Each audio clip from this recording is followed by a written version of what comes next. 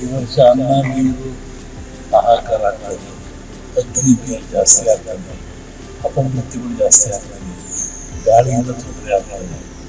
ಮನುಷ್ಯರಿಗೆ ಹೋದರಿಗೂ ಸುಲಭ ಇಲ್ಲ. ದೇಶದಲ್ಲಿ ಈ ಸಲ ಭಾರಿ ಬೇಸಿಗೆಗೆ ಜನ ತತ್ತರಿಸಿ ಹೋಗಿದ್ದಾರೆ. ಹಾಗೆ ಈ ಸಲ ಮಳೆ ಪ್ರಮಾಣ ಕೂಡ ಕಮ್ಮಿ ಅಂತ ಹೇಳಲಾಗ್ತಾ ಇದೆ. ಇದೆಲ್ಲದರ ಮಧ್ಯೆ ರಾಜ್ಯದಲ್ಲಿ ಸಿಎಂ ಕುರ್ಚಿ ಕಾದಾಟ ಮುಂದುವರೆದಿದೆ.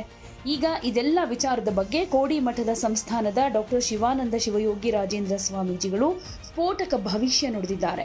ಇವರು ನುಡಿದಿರೋ ಅನೇಕ ಭವಿಷ್ಯಗಳು ಈಗಾಗಲೇ ನಿಜ ಆಗಿದ್ದು, ಜನರು ಶ್ರೀಗಳ ಭವಿಷ್ಯದ ಬಗ್ಗೆ ನಂಬಿಕೆ ಇಟ್ಕೊಂಡಿದ್ದಾರೆ. ಈಗ ಹವಾಮಾನದ ಬಗ್ಗೆ ಕೂಡ ಒಂದಷ್ಟು ಶಾಕಿಂಗ್ ಭವಿಷ್ಯವನ್ನ ನುಡಿದಿರೋದೇ ಆತಂಕಕ್ಕೆ ಕಾರಣ ಆಗಿರೋದು.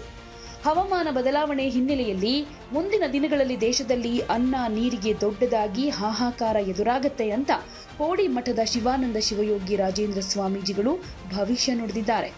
ಮಂಡ್ಯದ ಮದ್ದೂರಿನಲ್ಲಿ ಮಾತನಾಡಿರೋ ಕೋಡಿ ಶ್ರೀಗಳು, ದಿನದಿಂದ ದಿನಕ್ಕೆ ಹವಾಮಾನ ಬದಲಾವಣೆಯಾಗುತ್ತೆ, ಅಪಮೃತ್ಯುಗಳು ಹೆಚ್ಚಾಗುತ್ತೆ.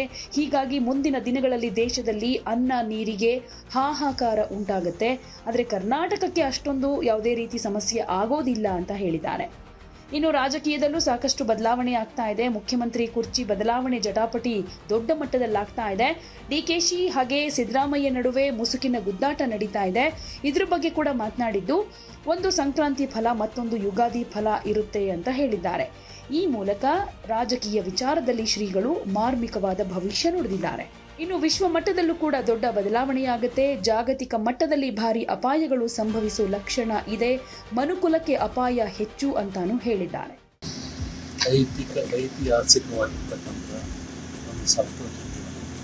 ಯಾಕೆಂದರೆ ಎಲ್ಲ ಕಡೆ ಜನರಲ್ಲಿ ದೈವಭಕ್ತಿ, ಜನಾರಾಧನೆಗಳು, ಸುಖಗಳು, ನಡೀತಾ ಇದ್ದಾರೆ.